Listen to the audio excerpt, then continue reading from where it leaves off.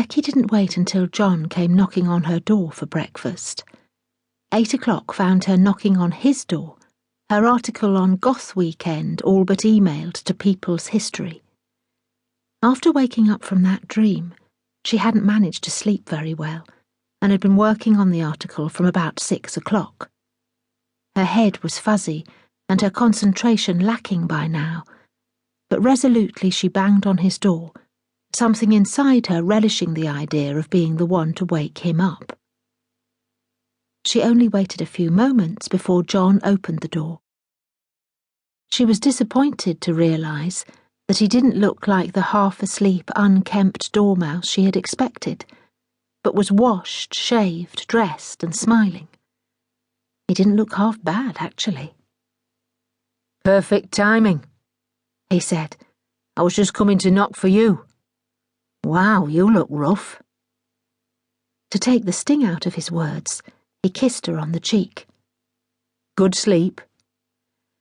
"No, not really," she confessed, waiting as he pulled the door shut behind him. "I hope you have your key." He waved it at her and put it in his pocket. "I do have the key," he said. "Thanks for checking. What was wrong? Was the bed uncomfortable?" "No, not at all," she said. "I was fine until I had a really bizarre dream." "Not about Lady Eleanor again, was it?" he asked, nodding at the portrait as they passed it on their way downstairs. Becky suppressed a shudder, averting her gaze and trying to avoid the girl in the portrait's eyes. "It might have been," she said cagily. "She might have been in my room. Just saying." John stopped suddenly. "What?" he asked, rather too loudly. "Shh," hissed Becky. "I'm just saying. I thought someone was sitting in a chair in my room last night. I woke up after this weird dream and it was like someone was sitting in the chair." "You should have come and got me. You could have bunked up in my room. Don't look at me like that. I would have let you have the bed." "I was too frightened to move," growled Becky. "I couldn't sleep after that. I put the light on and I wrote my article. John, what does she want with me? Am I completely mad or is it real?" She ran her hand through her hair nervously, tucking the stray bits in behind her left ear as an afterthought. In the dream there was a lake. She was heading off towards the lake, and she was in the dining room and the bedroom.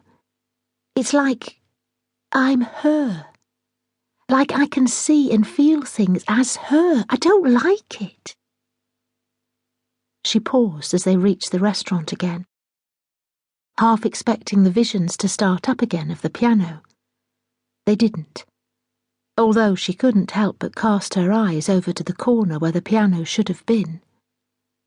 The restaurant, she noticed, now that it was daylight, had the big, tall windows of the dream.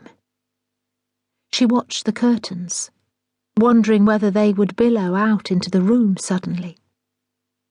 She stood entranced, lost in that other world, until John tugged on her arm. She looked at him, dazed, and he pointed to a table. "Come on," said John. "Breakfast. Then we're out of here. I'll drive us into Whitby. We'll go to the studio. I assume you've got the room for another night."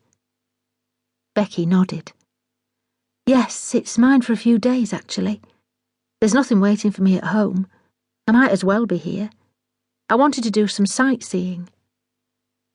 John snorted, a sound between cynicism and disbelief. "You seem to have got more than you bargained for on this break," he said. "Just a bit," muttered Becky. She picked up the breakfast menu, a simple list printed on an A5 piece of card. "The coat of arms is on this as well," she observed. She sighed and put the menu down. The writing slope means more than we think. I can't see how it connects.